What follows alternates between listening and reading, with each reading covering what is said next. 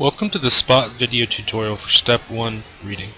In this video, I will demonstrate a rhetorical reading of the introduction of an academic text in my discipline, Writing Studies. Take a moment and pause this video. Read through Elbow's text on your own, as well as the marginal notes that I've made. After reading through the text quickly for content, what is Elbow saying, I wanted to better understand the claims, evidence, and assumptions that Elbow uses to make his argument.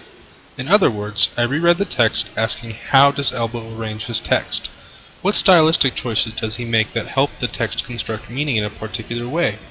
To do this, I went through each section of the text asking myself, what function does this part serve, or what is this part trying to do?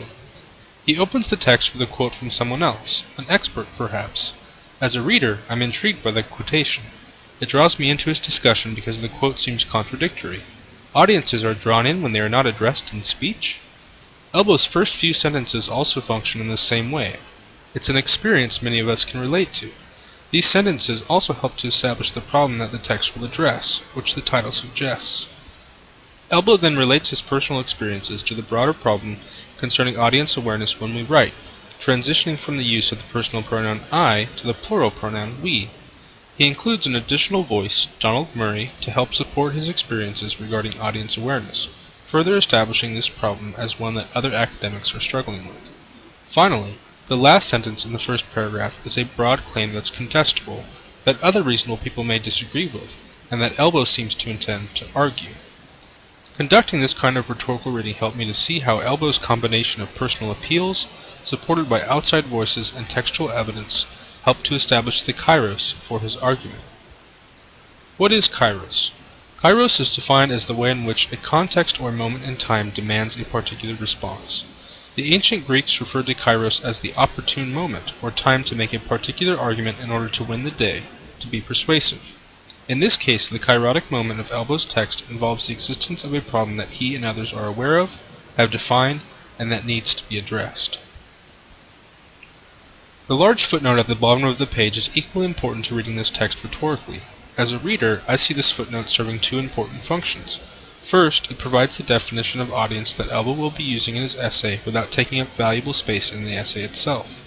And second, it heads off any potential criticism by readers concerning the diverse definitions of audience that writers may experience. In the second paragraph, Elbow starts to restrict or refine his initial claim about the importance of ignoring audience when we write. Elbow wants us to ignore audience sometimes, but also realizes the importance of recognizing our audience's needs, or recognizing a kairotic moment to argue something persuasively.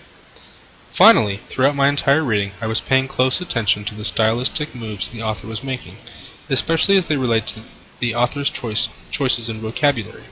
Terms such as writer-based prose and impolite or antisocial tell us about the values of the author and the community he is writing to, as well as suggest reader responses.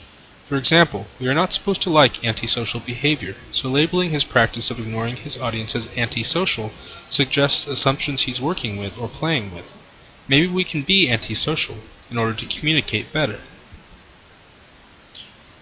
Once again, take a moment to read through Elbow's text and my corresponding annotations, just the top two paragraphs. In the final paragraph, there are clear stylistic choices that clue me into the function of this paragraph, which is to lay out the purpose and structure of the remaining text. In short, he explains the organization or movement of his essay that follows.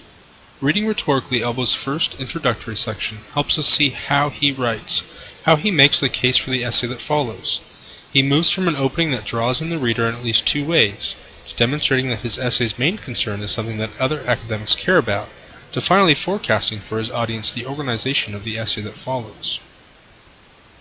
Conducting a rhetorical reading like the one I just did will help you as you examine the rhetoric of your own discipline. How do writers in your discipline come to create meaning through language? How do they arrange their texts with various functional or rhetorical elements? How does understanding the relationship between these various elements help you to create meaning in the text?